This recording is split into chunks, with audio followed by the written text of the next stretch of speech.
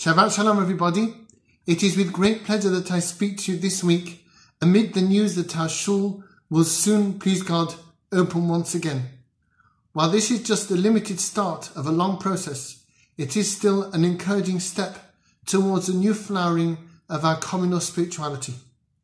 It is very timely that this is on our minds this week, as the story of Korach in this week's parasha addresses the issue of communal spirituality in a stark and arresting way.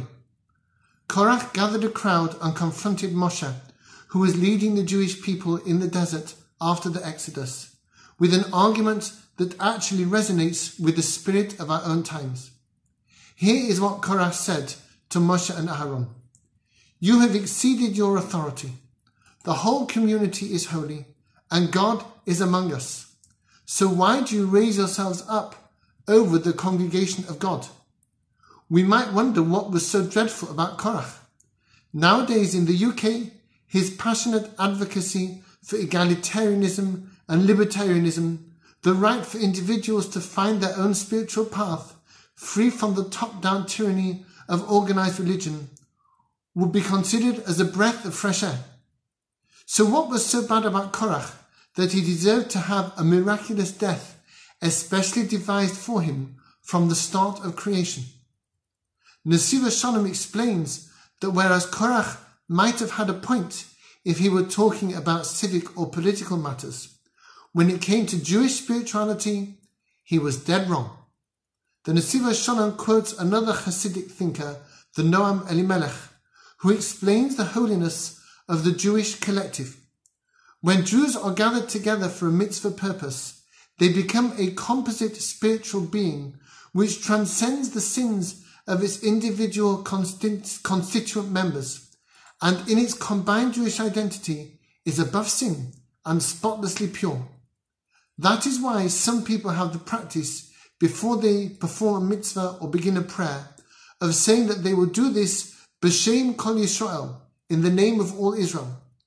Even if an individual feels weighed down by the memory of their own sin, and that it would be rank effrontery to approach God in any way, they can nonetheless do so b'shem kol Yisrael, merging with the beautiful sanctity of the national collective, and as part of that, attaining an innocence and saintliness which they could not hope to attain as an individual. This precious Jewish collective cannot form or maintain itself. A group of people will naturally reach a consensus contaminated by their own preferences and by compromise between dissenting views, whereas Torah is something that comes to us from without, from God, and those who teach it accurately, with love and care, but with neither fear nor favour.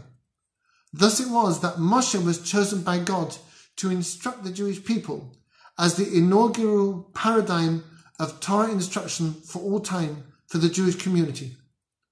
Korach sought to destroy our secret weapon, the dazzling holy energy that is present in us as a group, a community, or a people, guided by a leader who is competent and full of integrity and wisdom. Korach sought to decapitate the Jewish community in the name of democracy, and in the process would have divorced us from the lofty mission of Torah and the best collective version of ourselves. Each Jew would have gone their own way, and many who were honest and knowledgeable enough to face up to their own failings would have been dragged down by their own sin, despairing of approaching God and unable to access the higher communal holiness that would have given them wings and a new heart.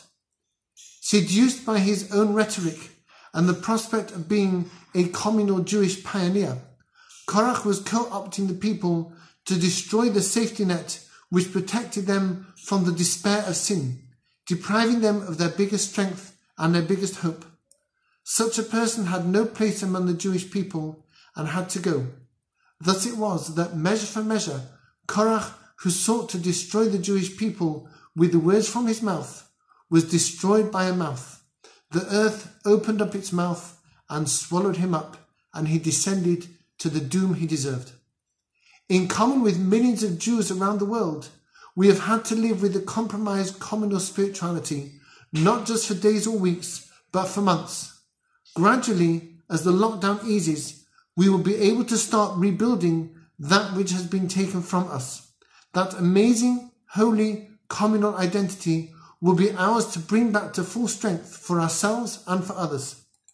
Every time we do something towards this, we will undo the damage done by Korach, affirming and strengthening our own collective greatness. It will be difficult, but as much as we have found a way thus far, so we will continue to chart a way forward until our shul building is once again full of joyous song, and our hearts and our souls as well. Shabbat Shalom to you all. Thank you for listening.